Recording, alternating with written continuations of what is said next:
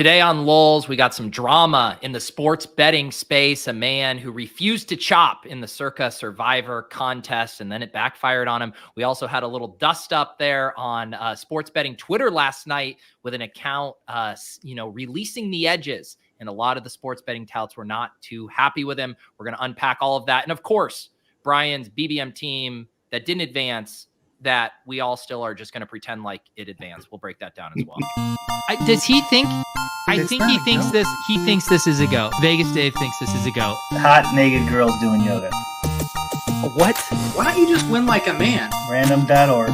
Type in 1 for yes, 2 for no, and let the DFS gods pick for you. And I'm absolutely begging you not to dupe us. Please don't dupe us.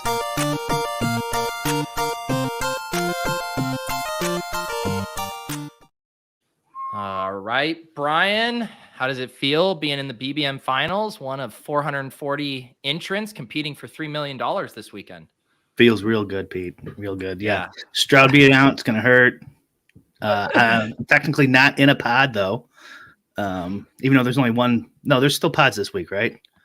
It's one giant pod. One giant pod, okay. Yeah. And you're just you're like that Zach Woods meme from Silicon Valley where you're peering through the blinds, like in at the pod. Yeah. Who is your other quarterback with CJ Stroud? Hurts. That'll do. Get him against the Cardinals this week. I like your chances. Yeah, I like my team. I like it. Snuck in. It did sneak in, and that's it's a testament, I think, Brian, to all of your hard work this year. You knowing ball, you learning who Jonathan Mingo was. I mean, it really has been just a total come up for you. Would I have gotten in if I wasn't wrong? I don't think I would have anyways, would I? I'm not sure. We'll always have to go back and check. But I would prefer to just live in this world where we envision you being in there. Like, unironically, Brian, I'm going to be counting up the scores of my team that narrowly missed and just doing the math. I mean, wouldn't that be just such a fun Twitter thread? I was one CMC touchdown away from winning $3 million, my AMA, and then I spell out how the team would have done. I think that sounds like a fun thing to do. I think at this point you should root for your teams to lose, so you don't. That's what I'm actually rooting for. Yeah. Because I can't. Tormenting yourself over that sounds like a very bad exercise. The randomness in these is so insane. It's nuts. Yeah. Yeah, and I feel like I got my medicine right, because last week I was talking about the randomness of these contests, how big it is, how much the deck is stacked against you. We talked about it on Lulz. I wrote it up in my newsletter, and then boom, I have a high scoring team that doesn't advance out of my pod because CMC comes up 6 inches short. And I was like, there you go. Take your medicine, Pete. You got to practice what you preach. How many did Crane get in? One. Okay. Yeah. Because he had 8? He had 8 semifinal teams. Yeah. Yep. And so he should have got in half of one, right? Yeah. Yep. On average. We're still waiting for Underdog to kind of have the Solomon and the baby approach to these entries where they're willing to saw one of your entries in half and maybe just give you 9 players in the final, just do it all by expected value and not anything that happens. I do have a partial sweat in the $3, the 20 max on DraftKings. You have a team in there? I don't, but my coder has one from testing the app that I paid for. Are you serious? From just testing, that's it? It got one through? Yeah, well, after you code it, you got to go and make sure it works. That's hilarious. There you go. Who's on that team, Brian? That's one we can actually root for? Let me see. It is Allen, McCaffrey, Gibbs, Waddle, Cooper, Marquise Brown, Pitts, Dotson, Quentin Johnson, Zach Flowers, Harris, but he's Zach on Flowers. Achan. Where's he going? What's he going by now? I'm laughing because it's Zay Flowers. Zay Flowers? What'd I say? Zach Flowers. Zach? No, I don't think I said Zach. I know it's Zay. Yeah, you did. Deontay Foreman, Trey Lance. Trey Lance is a good pick. DJ Jack confirms you said Zach Flowers, Brian. No, whatever. Who the fuck is Zach Flowers? I also thought one of my teams went through. Yeah. Hey, Jake Ferguson, Conklin, Heineke. How do you say that guy's name? You got it. I think that's Yeah. right. Plays for the He's Atlanta probably starting Falcons. again, Yeah. right? Nice luck late round pick. All right, let's let's put the best ball stuff aside. Now that we're not in the finals, only hypothetically in the finals, let's dig our teeth into some true drama here in the sports betting space. The first one I wanted to hit on, because I saw this story percolating last week. It went kind of viral in the sports betting community because there is this poker player, Sean Perry. There's some articles written about him. Here's what here. Meet the gambler who refuses to split the $9.2 million Circa Survivor prize. That's their, Survivor pool. There was a $9.2 million pot, and there were 13 contestants left. 12 of them wanted to do the chop. Brian, what is that? Like $400,000 each. I have a feeling you can guess where this story is going after this man refused to chop. Yes, I did read, so I know, but, yeah, that's close to like 700,000, isn't it? Oh yeah. I mean, just an absurd sum of money. And as you can see here from the next slide, the self-proclaimed best bettor in the world. This is where this actually gets good, because he does call himself the best bettor in the world. Was eliminated from Circa Survivor. He had the Broncos, I believe, was his pick, and they lost there. So Sean Perry, and then since then, I guess it's been revealed that he's quite the character in the poker and the sports betting world. Brian. Yeah, I saw some of Bob Vulgaris's tweets about him, and yeah, there he is underneath. First comment underneath there. So obviously I probably would have taken the cash. I don't know how you feel. Yeah. I would have done the split, but I guess there is, right? I'm not sure their structure perfectly, but I guess there is some spots where everyone else used like the obvious huge favorite for the next week. And you have somebody like, I'm not saying he did this, but like, isn't there spots where it'd be like nobody has the available team? Yeah, whoever the best matchup is next week, someone's 14-point favorite, team's like clearly tanking or something, and no one can take him. I mean, you might want to go roll it one more time. Well, how about this though? What if they just agreed to the chop minus his prize? So it's like the 12 contestants, whatever they collectively win is chopped among the 12, and whatever Sean wins, he takes home. Like, why wouldn't you still do that chop? I mean, I know obviously the EV goes down when you introduce some chance that you don't get first, but wouldn't that have been still a pretty fair way to do it? Yeah, I didn't even think of that. And you could also then, after that, you guys can all like organize where you kind of like try to screw him somehow, Oh, with some like game theory on like maybe you might be able to. I don't know. I'd have to think about it, but the stories here, I'll read this for those not seeing it on the screen. For the audio listeners here, this is Haralabob said, my favorite Sean Perry story. Someone on Twitter asked me what I thought of him, and I sarcastically replied, one of the most talented gamblers I've ever met. I then had 3 poker friends text me saying he's going around showing everyone my tweet. Not sure what his skill is, but it's definitely not reading people. I'd say this about him: if he had a better reputation, he'd probably make a pretty good beard. So this guy Sean Perry has been the talk of the sports betting and poker world here for the past week. Now, what if you have $800 million in like net worth? I don't want 700 grand. I want 10 million. Yes. From what I've read, that's not his case. I mean, if I was worth 800 million, there's no way I'm chopping for sure. But I don't think that was the case. I think I read somewhere that he had some debts out there, like that he wasn't necessarily the most above board gambler. And then he doesn't take the 700K and pays debts off. He just, he blows it. He blows it on Russell Wilson. Yeah, exactly. Do you ever do any of those Survivor pools? I've done them, but not seriously. No. Yeah, this is actually what I was thinking of for a second. And then I saw this tweet. I wonder if Sean Perry has to pay royalties to Vegas Dave for copying his essence. He does have like big Vegas Dave vibes. Definitely. Yeah. Just like a more slender Vegas Dave vibe. My strategy in all those is I just go down a couple teams from the favorite and then pick one of them, like the third or fourth team each week. And then eventually never win.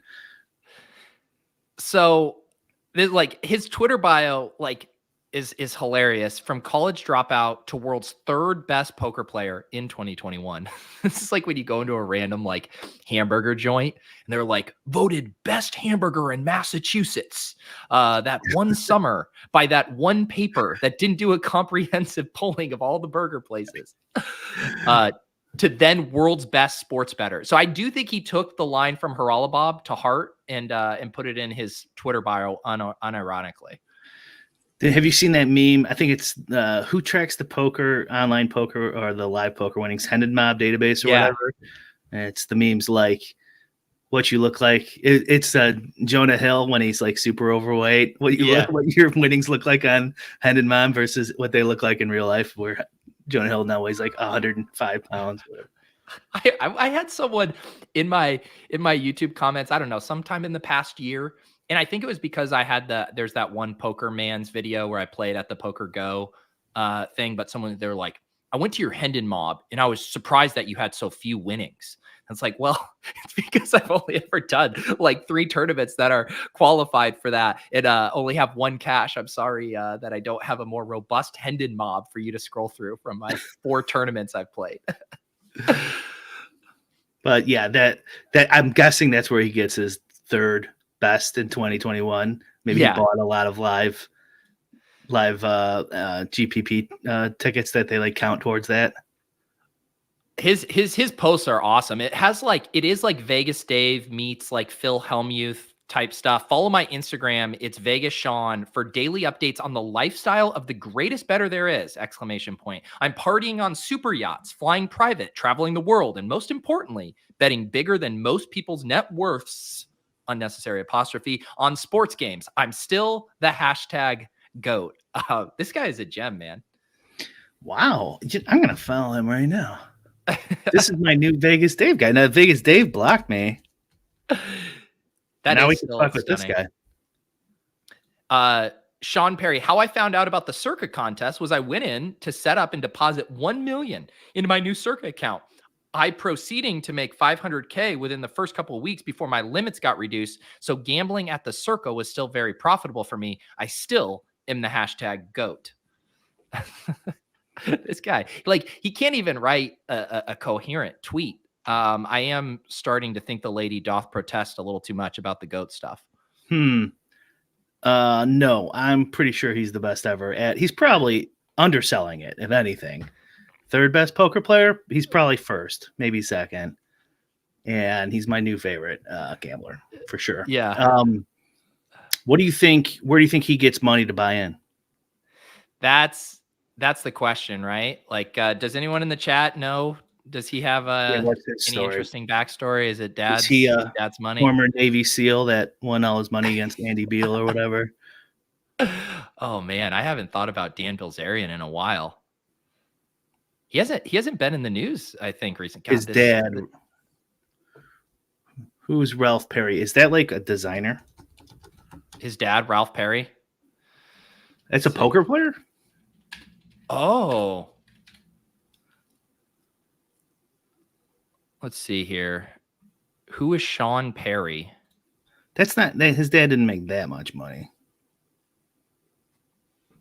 His father, Ralph, is a poker pro with over 3 million in live tournament winnings and regular and high stakes cash games. At a young age, Perry was exposed to the game by watching his father play online poker.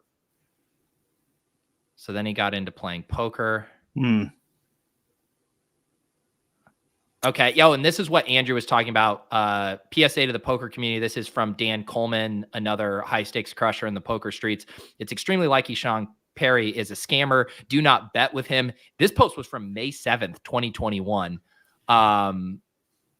Do you know what? Actually, I saw this post circulating, Brian. Did you hear? Let me just read this for people because this is in some weird fantasy type contest. He goes, essentially what happened was Sam Soverell, I don't know if I'm pronouncing that correctly, and Sean Perry were betting each other on head-to-head DFS matchups. And Perry wanted more action, so I came along on Sam's side. How it worked was there was a pool of 6 players to choose from, and the 2 would choose 3 accounts in a snake draft. SS would always draft the first pick, then SP second and third, so forth. One of the accounts was the Masterson, a good reg that Sam was close friends with, so Sam always chose him with the first pick. There were 2 accounts that were legit regs who he always drafted with the second and third picks. And then the remaining 3 players turned out to be totally random accounts that had no playing history. These accounts switched ownership frequently between the 2 sides. After becoming alarmed at how differently these 3 random accounts set their lineups depending on who owned them, I had Aaron Jones, that's another DFS poker player guy, take a look at 9 days of lineups, and he ran an analysis based on their projections. He concluded that there was an incredibly high chance that these 3 accounts were controlled by Sean and that he would lay 10,000 to 1 odds on it. I looked for a second opinion and got one from Ryan. He looked at the lineups from just one night and felt that it was cheating, almost on the level of Mike Postel. What a wild game to be betting on as well. That is strange. Yeah. Huh. Yeah. I mean, good gracious. So Sean Perry there. Speaking of random edges, did you see what was going on last night with the account DK_DFS? Yes, I did. I looked into a little bit.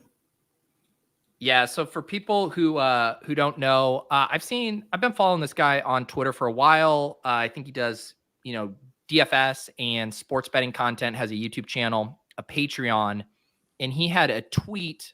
Let's see if we can find it. He retweeted so many people who tailed him that this is going to be hard to find the original tweet. You sent it to me, Pete. If you want to look in our Discord, it's probably in there. Okay. I also kind of wanted to go up from, but you're right. This is going to be too much. He tweets a lot. Okay, here it is. So this was the tweet that set things off yesterday afternoon. The Nets are resting all of their vets besides Mikal Bridges. Remember, he still holds the active record for most consecutive games started. I would not be surprised if he starts and plays 1 quarter tonight. Something to note for the prop market. I believe this ended up being a very correct call by him, and he was flooded with screenshots of people who tailed him, betting all of these unders. Mikal Bridges, alt points, 3-pointers, alt rebounds, alt assists, lots of people making lots of money. But then after that, some of the sports betting guys came out of the woodwork and were not happy with him, Brian, for giving up a clear edge that they thought he should have kept to himself. Can you go?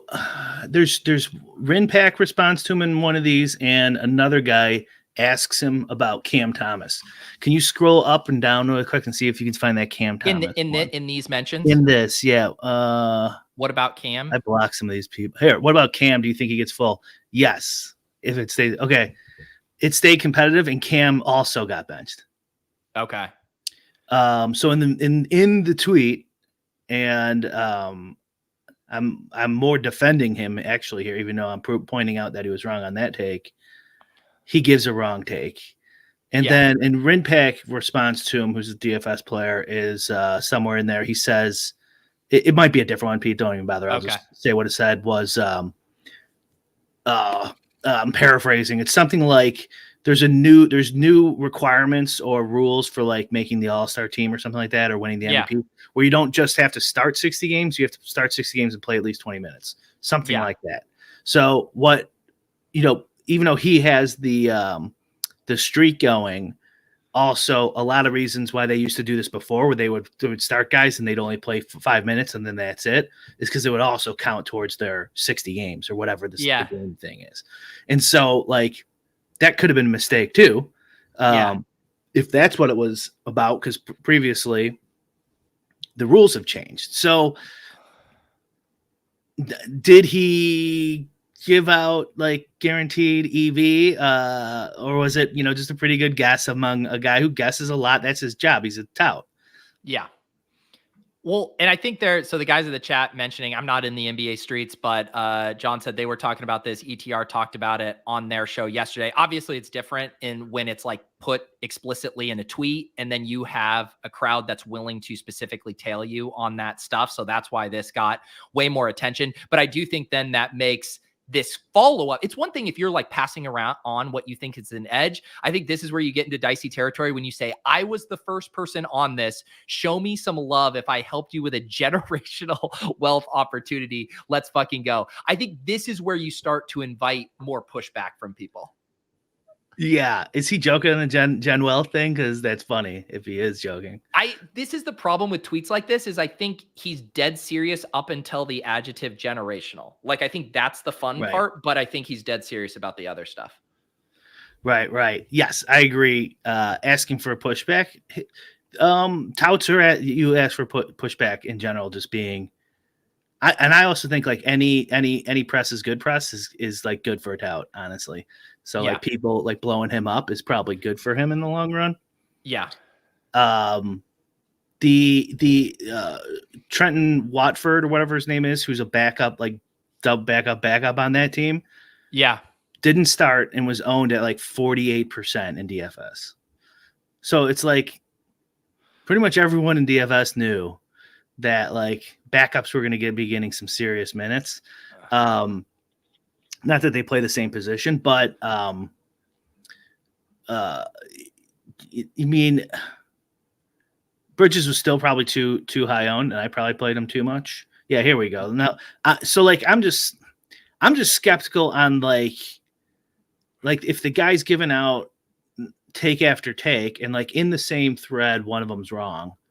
Yes. Like, why would you shit at him? Like, if you're Joey Knish, if you're an actual pro. Right. And that's what I can't tell. It seemed like people wanted to call him an idiot more than they actually were worried about edges drying up or getting killed by these posts. Yeah. So I'm now scrolling through Joey Knish. I did have to scroll through him ranting about the post office to get to this take. Always appreciate that. Some touts on Twitter passed on the opportunity to make six figures on Mikal Bridges single game parlays for clout in pumping subscriptions while they bet $50 on them. Truly mind-blowing risk management and general lack of opportunity awareness. And then Joey's kind of pushing back. This guy's is the new recorded and posted the national anthem time guy, and he thinks he's a hero. Sad. And then there was a huge back and forth. DK was going back with a bunch of people. He was kind of falling into the DFS effective altruism camp. I just like helping people make money, yada, yada. Where do you find it? Like, just because there's so many parts of this, like ethically speaking, like, do you think if someone had a really good edge, that it is dumb to share that out if you're a content provider and a tout? I think in his case, it makes perfect sense as he's giving out lots of takes. Clearly, some of them aren't right. So I think in his case, it makes sense. Joey another reason I thought this was kind of weird that the pros are coming after him is because it's prop and single game parlays and stuff. And usually a lot of the times that's not what they're betting, right? They're betting sides and totals or bigger markets and stuff like that. So like, I mean, if Joey assumes he's not limited, like how much could this guy get down legally? Right. Like not everyone has 100 accounts they're betting from an automated bet bot. To scale this edge in a way that it actually to get $100,000. How's he going to get $100,000? Well, and this is the thing I'm saying, guys, too. Like people are saying everyone knew. It's like, well, you can't have it either way. Either had a huge edge that he was an idiot to give up on, or everyone knew this and Joey is blasting him for the dumbest thing possible because everyone in the space was all on top of this. Also, if everyone was on top of this, how were the sports books not on top of this? How are they allowing all of these to be posted? How are they not pulling these from the boards? I kind of reject the idea that everyone was on this. If the sportsbook are like, we'll just let this known attack vector get us from a million different angles. Well, I would say they would say that because we were waiting till the limits get a little bigger and then we're going to hammer it. Yeah. I mean, and even so, if you just don't mention it, if you don't mention it, clearly it's better, just generally speaking. But like, I don't know, like saying, but I think that like only helps like the small subset of guys who run a prop bet syndicate. I doubt like Spanky or somebody else was like, oh, we got to get these single game parlays on stats, on props. We got to get those down today. But maybe he was. What do I know? But even him, he's got a syndicate of tons of betting accounts that he bets on. where it depends on what state this guy lives in, but in some states, Right. like you get like what 1, 2, 3, 4 sports books. They're gonna cap you at $100 or something. And these are really small alt side correlations of like, alternate lines of like under 13 points, under 11 points, under 9 points, under 8 points. Yeah. But like maybe you could just mix and match that so many times that you could get 100,000 down on like 3 or 4 sites. Maybe. Right. I don't know. I've never tried. Yeah, it just seemed like the fallout in the arguments about this stuff just like it's so confusing because there's so many different things at play. And then DK says, I know what Joey Kadish and his crew are saying, by the way. I could have kept it a secret and nuked it across all books. I'm also sure other pro bettors saw the same edge and they are mad I ruined it for them. I know we won't get the same Mikal Bridges opportunity again in the future. Here's what I'll say to that. My number one goal has always been to help others make money. I personally wouldn't be able to sleep at night if I kept it a secret or just told a select few. Also, it shows you how toxic, what do we do around here? We remove that toxicity, how toxic this industry is. I found the edge and it's my right to share it if I want. So I'm confused. Everyone said everyone knew. Some people are mad that he shared the edge. I don't know what to believe anymore. He shouldn't play League of Legends, that's for sure, if he's afraid of toxicity. That tweet right there was where he kind of lost me, because I was reading all this stuff and I go, I'm gonna fucking defend touts one more time on this damn show. But like here, it's like my goal has always been to help other people. Just like, I don't know. Yes. I just read that and go roll my eyes, and it's like, yeah. Well, then why do you have a Patreon? Why would you charge for anything? Stuff like that. Like, right. There's nothing wrong with being a tout. And also too, like, if he organically did this and he's like, oh shit, I bet Bridges starts and then bench it and then doesn't play because he's got that streak going. Yeah. And then he's like, and also I bet Cam Thomas plays because of whatever reason. He's right about one and wrong about the other. And he's just like, these are my organic thoughts on the matter. And he, he's not a pro, or maybe he is pro. I don't know, but like, not like to Joey Kanish's level. And it's just like, that's what you do. Just own it. Who cares? And I think even to like, it's the equivalent in the sports betting space of a winning screenshot, right? It's a marketing tool. If you put out this call and it hits and you get a bunch of screenshots back and a lot of people are like, oh man, this guy like unearthed something that I wasn't thinking about. Or, this helped me win. Oh, let me check out his Patreon. I was scrolling up through his tweets and there was someone asking him, what's tonight's, SGP, what's the under, what's the 8? He's like, we don't have an edge like that tonight. But from a marketing perspective, that's a very smart thing to do, right? Like you would say if you had 10 of these a year, you should probably like tweet out a couple of them to let people know, hey, I regularly find this stuff. So I guess like when it boils down to that, I have no problem with him tweeting it out as marketing for what he's doing. But I do think you are going to get a lot of pushback when you start to say, I'm just doing this fully out of the goodness of my heart. I still don't fully get the pushback from the pros. Cause like I don't either. He's a tout. Why would you? He's if anything, he's getting people to make some bad bets and stuff, like, which is kind of good for a pro, right? Because the sports book then gets that money and can lose it to you. Yeah. So like, just because he got one hot take right, like maybe there's more going on here. Maybe he's kind of interconnected in some Discord and then spilled the beans.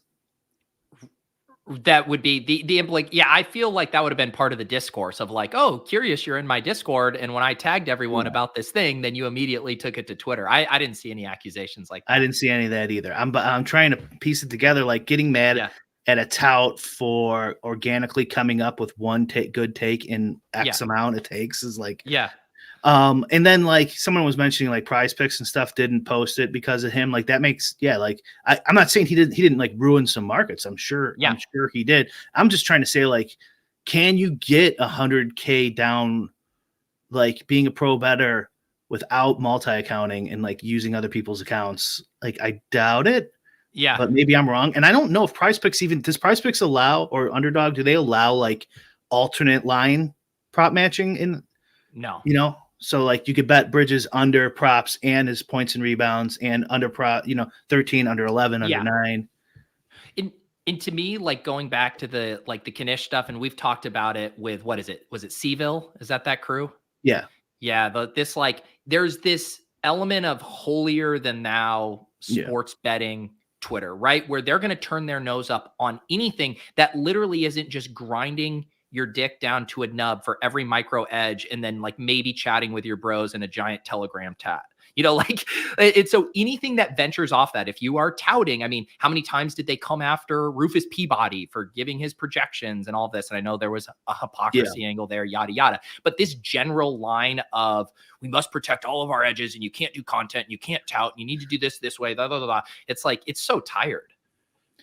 I'd love to have one of those guys come on our show, honestly. We should reach out and see if one will come on, assuming they'd be cool.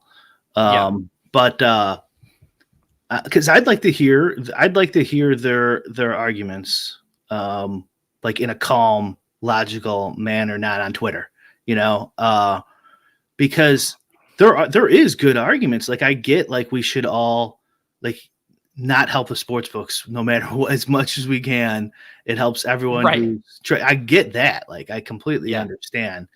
But like in this specific case, I'd like to hear their arguments just generally speaking. But in this specific case, like it seems to me like you're getting mad at a tout who got one hot take right, assuming he didn't like get this from a Discord or something, like third party. Do you know what's also kind of crazy? The way the pushback was, it's as if, how there's sometimes, like, I can't remember the specific example, but when Haralabob was crushing in the NBA sports betting stuff, like there were specific edges, right? Where it was like, oh, this thing with refs or these guys on the second night of a back-to-back. I don't know the specifics, but there was like a macro systemic thing that he kept exploiting. Like this thing here isn't like a repeatable thing. This was like a one-off spot that he found. I would understand the frustration a little more if it's like, dude, we've all been hitting this thing that the books have not figured out for 6 months and you just shared it. But that's not what this is. That's true. Yeah. And you would think though, like next year they'll be like, okay, we always got to remember, is someone going to be start like going for a record here or something? They would at least write it down in their like daily notes check before they post lines, but they probably won't. It does show like how much they're throwing darts on making these prop lines still. Right. But it's not just, it's not the, like the vulgaris idea, and it's not like a meat and potatoes market either too. So like I don't know. I thought that it was like, when I was reading the whole time, I was like, I just don't get. I feel like it's an overreaction. It's way different. Like when Rufus makes sense. I mean, I disagree with them probably on most of their points, but at least Rufus makes sense. This is a guy who's a market leader, who's a professional, who's never touted. And of course he said he doesn't like touts and stuff like that. And then I think releasing projections is different than sports betting. It's if he went like, on his show just to get more clicks, Tiger Woods is not going to play this week. He's just going to play the first round and that's it. So you could bet all Tiger Woods unders, but he releases on his show. I get that. But not a tout who's just firing off. You had to scroll down like 100 tweets to just get to the one from yesterday on this guy, right? So he's clearly firing off take after take. Well, the other thing about it too, and I think going back to, the Seville type stuff and the dynamic at play is these guys wrestle with this idea of, I want to be able to make money. I want to have an edge. I want to keep that edge. I want to be a sharp. However, these guys all want attention too. They want credit. They want clout. And so my guess is when a guy like Knish sees what DK did, it's like, man, this guy's getting all this low-hanging fruit clout. Everyone do this or whatever. Like, why is he getting the attention? I'm the brilliant sports bettor. And this guy over here with a Patreon account is the one that everyone is filleting in his mentions for helping him, win $500 or whatever. And that's the irony of that, is deep down, like that hate and jealousy comes from a place of insecurity of, no, I want that attention too. Put me on the Mount Rushmore of sports betting, even though I need to do this all in the secrecy of my own home because those are the bylaws of Seville. Yes. Yeah.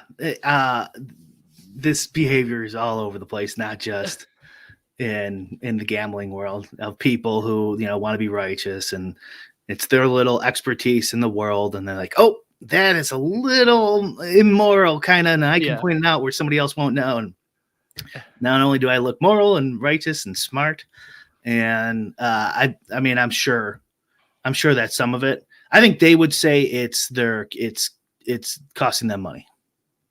Right. And I think that's what they're hiding behind. But then I think based on the chat and everybody saying like everyone was all over this and like every kind of NBA projection system, think tank yesterday, that then they're manufacturing this as some, killing edge referendum, when really it's just like, we're kind of think it's bullshit that this guy's getting all this attention for this. So Blender keeps posting here, and I think his point is he's just saying it's a dunk. Like the guy's just saying, hey, dummy, why wouldn't you bet all your money, not $50? He's not saying that he gave away this edge and screwed us all right over. Which is the dumbest argument. It's like, okay, anytime someone posts a screenshot of a winning sub from their DK site, why are you touting giving picks? Why don't you just build the lineups yourself and win all the money? It's like, well, it's because it's marketing. Like that's what all of this is. I thought like the whole thing about like, why do you do touting and stuff like that? I mean, we've had that conversation in DFS a million times. Right. But besides Kanish, there's like a lot of people who were like saying that in various threads, like, why would he give this away? Why would he give this away? So not just him. And I think he might have said that kind of something similar to that in other tweets too. So like, I would say the reason too, though, like that it's not a dunk is because I doubt he thought it was this guaranteed generational wealth spot. He probably thought it was just like, oh, this is a good idea. And to his credit, like, trust me, how many of these thread bros do you now see being tonight's lock of the night, Puka Nacua over 68 yards? Like he literally was just passing along information. I thought his first tweet kind of being like, hey, this is a spot. I have this angle on it. It wasn't like cocky or anything. Yeah. He definitely got cocky once everyone won a lot from it and was saying, show me some love. But the initial tweet itself, I thought was pretty harmless. And it wasn't saying financial advice. You can go get generational wealth here. Right, exactly. Yeah. Which is why he's not going to be betting 100K, which I don't think he could get 100K down. Yeah, if he had 100K, like it's not happening. I think his biggest crime was how he tried to victory lap it. And like when you retweet a million people, when you say show me some love, blah blah blah, like all of this, then you are basically inviting all of the haters to come out of there, as opposed to like just threading it and being like, well, this worked out. Glad some of you guys were able to hit on that or something. Like there's a way to do that in a way that you're going to not get Joey Kanish, getting out his knife for you. Yes. Yeah. But then he wouldn't be a tout. Then he would be a tout. It's like the double-edged sword of the tout world. You got to kind of puff yourself up to get the followers and stuff. What do you think about, just really quick on touts here? Yeah. I haven't talked, seen his tweets or anything in a while, but Sal Vetri, he takes a lot of shit. Like, how many followers does he have now? Sal? Oh, does he have over 100? He has a ton. Are you talking about on Twitter? Whatever. Yeah, sure. I just look. Oh God, 100. Geez, 165,000. 165,000. Massive. Do you think do they go after him?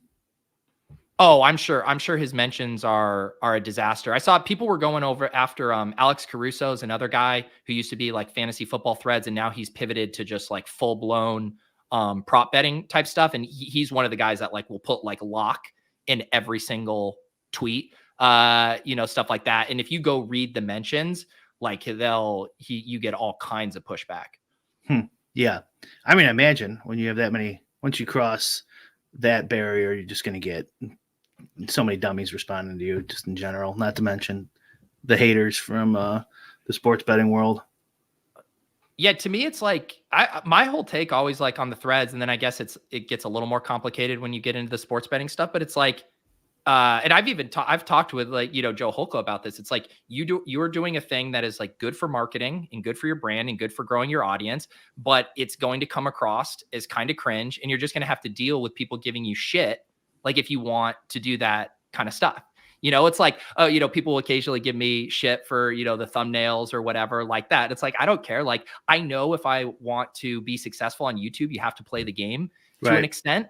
And so now I don't have shame about that. And I'm willing to get made fun of for certain things because that's the trade-off you're making. Like I could just put up a blank thumbnail on every show, a black thing, and just be like, I'm going to let the content speak for myself, but I would never get anyone new clicking on one of the shows, which is not something I want to have happen when I spend so much time on this. Yeah, that's kind of why I brought him up too, because like, if you get like, how do you get to 160,000 followers? Well, you nail some hot takes. Yeah. Yeah, well, and you play the game. Like the whole reason the thread stuff worked is because the algorithm rewarded people with threads, with more exposure, putting in more people's feeds, encouraging them to follow you. Like they played the game as the rules were stated. And like that's great. I kind of like didn't express what I was thinking very well there. Like it's not really a hot take. It's more like, holy shit, I actually got something that's very logical and makes sense. I'm going to definitely tweet this out. You know what I mean? Like that it's different than just like, fuck, I got to do 7 tweets a day, whatever it is. And then you're like, okay, what should they be today? I think that is really where you venture into dicey territory, right? Where if you are just trying to hit your quota for like, I am doing this thread or I'm going to have X amount of picks every day, when sometimes it's like, there aren't that many picks, right? Or like, I'll pull up the Run the Sims, like prop finder tool. Like we're going to make our pick'ems for tonight's game. And like, sometimes there's nothing showing an edge over 55%, in there. And it's like, all right, well, this is so efficient. It's just, so I'm not going to do a thread on the top 5 picks for tonight's, but sometimes it might be like, oh, holy shit, DeAndre Swift, higher than 46 yards rushing. It looks like it hits at 76% according to their projections. I want to share that. And so I think sometimes the content becomes the driving force, and then you are actually subbing in or I don't know, shoving in suboptimal plays just to hit your content quota. Yeah.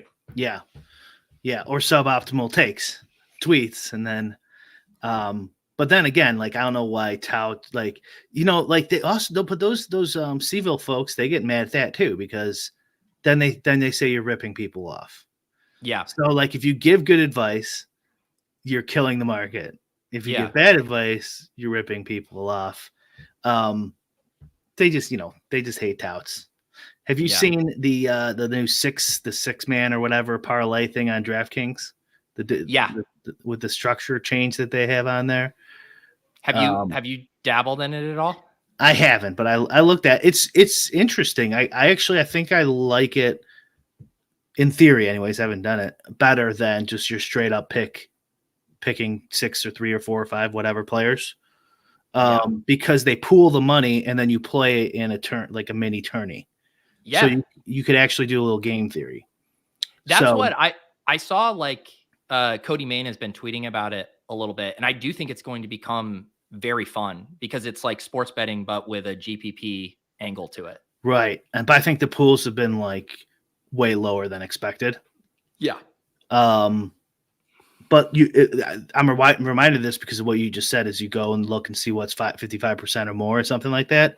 So like in there, I would actually go and do the opposite. Right. Exactly. Yeah. I would go in there and say, oh, this one's 55%, whoever you use to ETR stochastic, and then just pick 6 of the opposite of those. Do you know what's interesting about that from a product standpoint? Like, okay, you think about a casual who plays a GPP, right? And they have a dog shit team and it doesn't cash. Like they might be frustrated, but they can go look at their lineup and be like, this didn't score a lot of points. Like I understand why I lost. Whereas with this pick 6 thing, it's like you got the GPP bros in there, who know they're waiting for the spot where everyone's on all these hires and they leverage the lowers, and then they divvy up this prize pool amongst a few of them and they make a lot. And then these newbies all slam the hires hit, and they get paid out pennies because they're splitting it with all of the other chalk picks. And they are not going to be able to comprehend what happened there. And so it's this weird thing where I think it's a very interesting product for sharp players, but I think it's going to get a ton of pushback from idiot casuals who have no understanding of the dynamics of how that payout is working. Yep. Blender again, 20% rake on that. Yeah. Yikes. I didn't know that. The rake, this is a legislative problem, which we've talked about ad nauseum on this show, that there's not enough competition.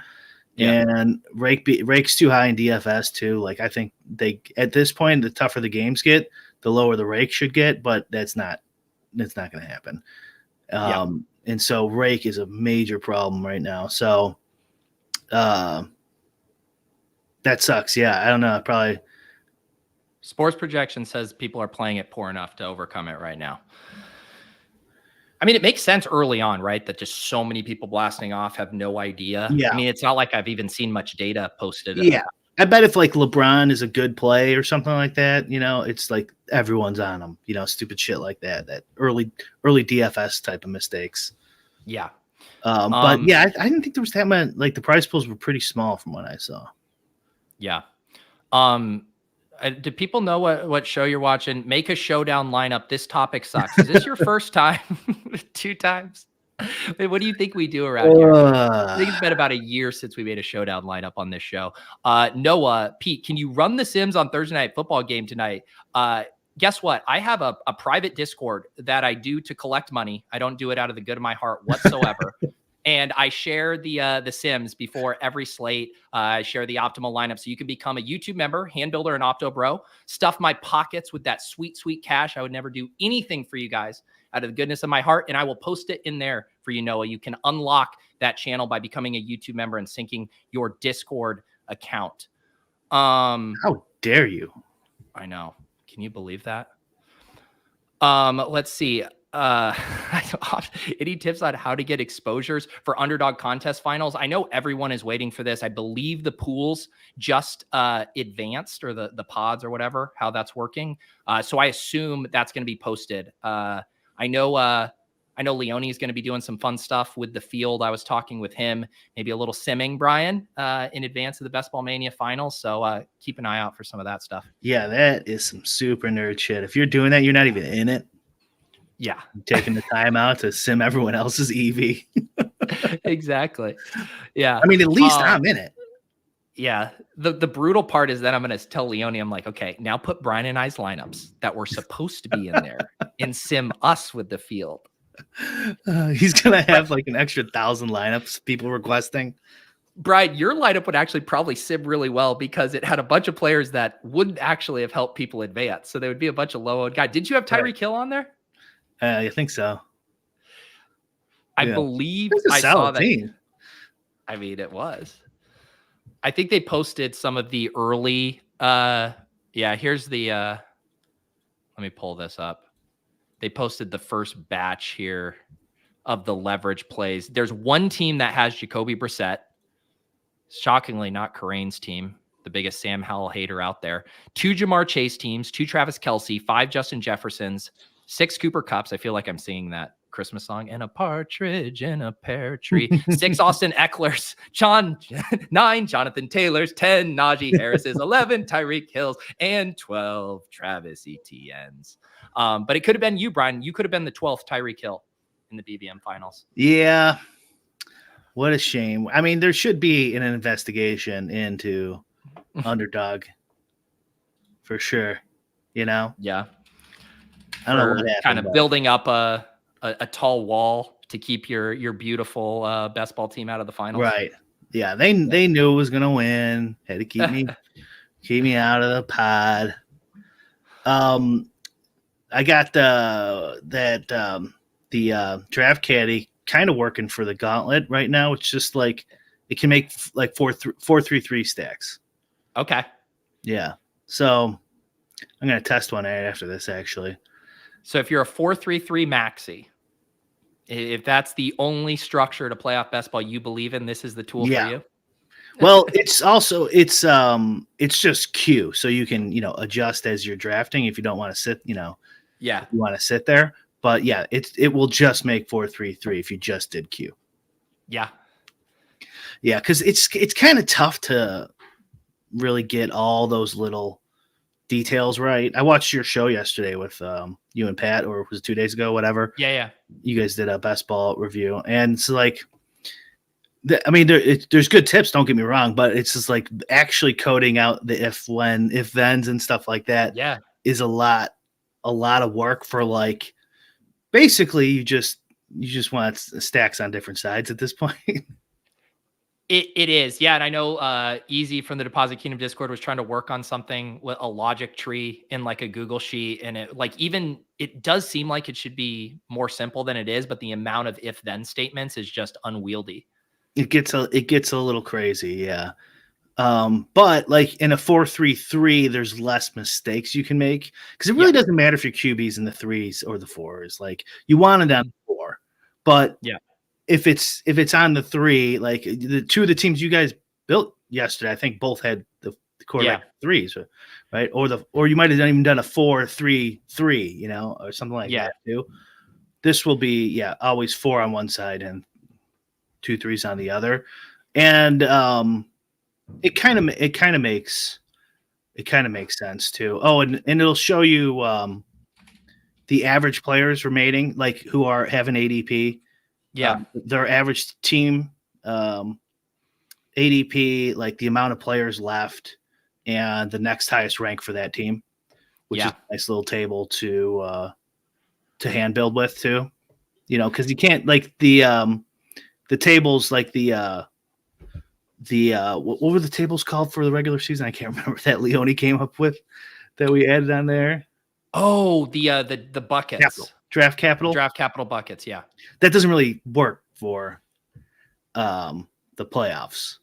No. Yeah. What would be really helpful, I'm trying to think through even how I would word it, but like, obviously these teams and their ADPs don't, always line up to even kind of like the structure you want to do. Like a team like the Dolphins, it's like, once Achan's off the board, like, unless you are a sicko who wants Cedric Wilson, like, there's nothing there. So it's like, if you're going to do a Dolphins build, you need to get those early. Whereas a team like the Chiefs, it's like there's literally 6 wide receivers late, and you can just pick whichever one you want. But even that small adjustment's pretty hard to code in. Like, because, you really need to, because what do you do when you take Hill and then somebody takes Waddle? And it's like, okay, like, I have to get 8, or should I just abandon ship here? Yes. Or they could maybe both go, or something, before you could even reasonably come back and get one of those guys. So, like, all those things are possible. But then what this would do is it would just take all the other stack guys, and then whoever's left over, later on would be your 2 extra guys after Hill on your Miami side. What I feel like is going to happen, Brian, is you're going to spend all this time trying to get this coded correctly, and then you're going to get it ready right as the contest is closing. And you could have just spent your time drafting 150 gorgeous manual playoff best ball teams. I don't think you should draft 150 in that one, honestly. I'm on my way, Brian. You give me financial advice? Yeah, like, because it's 150K to first. Like, payout structure is pretty top heavy. I don't know. I would do more like 20 or 30 or 40 or something like that. I think that's. Don't try to limit my fun, Brian.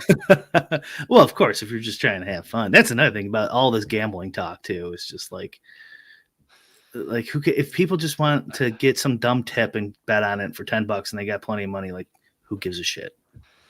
I've been enjoying, because on Thursday, we get all the projections are out. And so now I'm super excited about this week 17 main slate, started getting the battle royale drafts going. And then early in the week, no projections out, no news, do the playoff drafts early in the week. So I've been enjoying that rhythm. I rip a bunch of playoff drafts Monday, Tuesday, Wednesday. And now until lock, I'll just be exclusively week 17 dailies.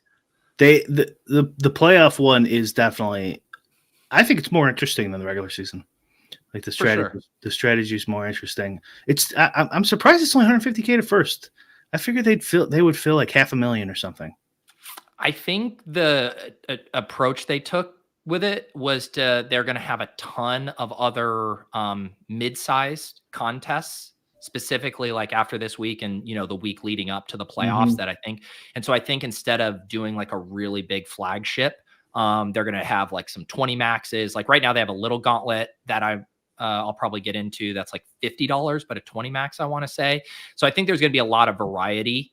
And I didn't even tell you, Brian, like I think this week, like I'm going to try to basically max anything on underdog, like first before I even kind of pile into the battle royale.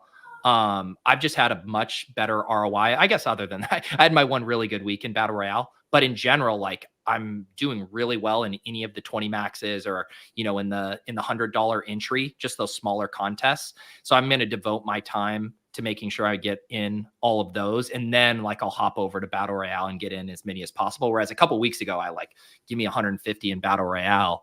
But that's a hard way to realize an ROI. Yeah. Yeah. I mean, their idea of doing like a bunch of smaller ones makes a lot of sense too, because you don't know who's going to be in the playoffs, that early, and then you don't know who's going to be playing who, and then you don't know who the bye weeks are and stuff. So you kind of like partition them into like, okay, this is going to be like when we don't know this much, then this is going to be when we don't know this much, and then this is going to be. So that makes it more fair, I think. But unless of course you're a no baller and you know who's going to go where and what teams are going to play what, and you get them early. Well, it's the same thing with season long best ball, right? There's pros and cons. Like a lot of the sharps were in there drafting Raven stacks, and it's like a bunch of them have Keaton Mitchell, and now Keaton Mitchell is done for the season, and like even just being down one piece is going to massively hurt your chances of getting first place in this contest. You essentially burn that alive. And yet there's a bunch of these guys who also have these juggernaut Bills stacks when it didn't look like they were going to make the playoffs, and they got them all, the last 4 rounds. And now Josh Allen and Steph Diggs go at the 2-3 turn. So like, there's always going to be that push pull of information edge versus, being able to build super teams early. Did anyone in the like DFS world or Circle or the Pete over that Circle get like a bunch of finals teams? I do not believe I've seen anyone. I know lots of people who have won. Honestly, shocked how many people I know who have won. But I've not seen anyone with multiple. Does anyone know in the chat? Is there anyone with 2 BBM bullets still alive? That would be one of the more impressive accomplishments. Because didn't Neil Overfield last year have like 5 or 8 or something in the finals? Oh, 2. Yeah, I completely forgot. Rally from my Discord. Rally has 2. Rally's one of the most active posters in the Discord. How could I forget? He does have 2. Rally Durham. Yeah. His victory lap tour will be epic if he wins. I think if you are an impartial or an unbiased observer and you're looking for a dog in the race, and whether you know this guy or not, you want to root for Rally Durham. Just trust me. Just trust me. You're rooting for Rally Durham. Yeah, he's in our Discord sometimes. Yeah. There you go. Rally and Bric Pod would be fantastic. That'll be perfect. Rally wins. I'll take a few weeks off from Lowell's, and Brian can talk politics with Rally. Oh man. All right, Brian. Anything else with the tool? Is it because someone had actually asked in the Discord about it? Are you still bug fixing on that right now? Yeah, but like you said, like there's not much time left, so it's probably just going to be this new chart matrix thing of stacks and what's left, and in 4-3-3 recommendations. Okay. Maybe we'll add one more thing before, but that's about it. And didn't you say before we logged off that you had a generational SGP opportunity for the people in the NBA streets or something like that? Yeah, Mikal Bridges overs. That's right. There you go. Buy back in. Brian, come on now. You got to keep that stuff in the DMs. You got to keep that in the paywall. I don't think they're playing, but what if he did just go off? It'd be incredible. All right. Appreciate you guys hanging out. If we get when we get to 20,000 subs, Brian and I will build a showdown lineup for you guys. That's our promise to the people. I'm going to be doing the Shipcast tonight, final Thursday night football Shipcast. I think we're going to spin up a few for the playoffs, but Browns, Jets, the El Nino Bowl. You can find us over on Ship Chasing. We'll have some pick'ems. I can't promise generational wealth, but I can promise us sweating them together. And then otherwise, I'll have my usual shows tomorrow. Block Party with JM. He's back after his laryngitis, off and on the clock with my buddies over at the Badge Bros, breaking down the underdog slate. Saturday night, I mentioned Easy from the Deposit Kingdom. He's going to be my guest on DFS After Dark if you're a YouTube member. And then the Week 17 GPP cram also for YouTube members on Sunday morning. Anything else for you here, Brian? No, you forgot you were on the Takecast for 12 minutes this morning.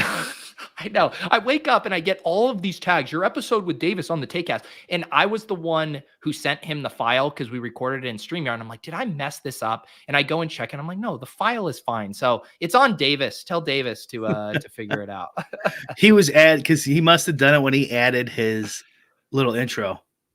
Unless he did that live, but usually he does it afterwards. He does it after. Mm-hmm. Yeah. I have the video version of that. I'll get that up in the next day or two.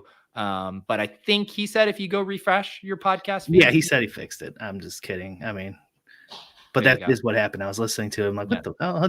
That's a short one. Yeah, if I do via Davis only going for 12 minutes. If you want, I caught Davis tweeting during our podcast, by the way, too. I was just like, I didn't even call him out on it while we were live on air because I have my tweet deck open for like Davis stuff. And I see Davis tweeting while he's interviewing me. I'm like, what are we doing, Davis? Oh man. All right. Hope you guys all have a wonderful New Year's. Next time we see you, it will be 2024. Also, I am going to have a year-end highlight video posting tomorrow from all the shows in the Deposit Kingdom. And there is a line about Jonathan Mingo from this show that does make it in to the 2023 highlight video. Beautiful. All right. Appreciate all of you guys out there. Don't ever do anything that isn't out of the goodness of your heart. For Brian.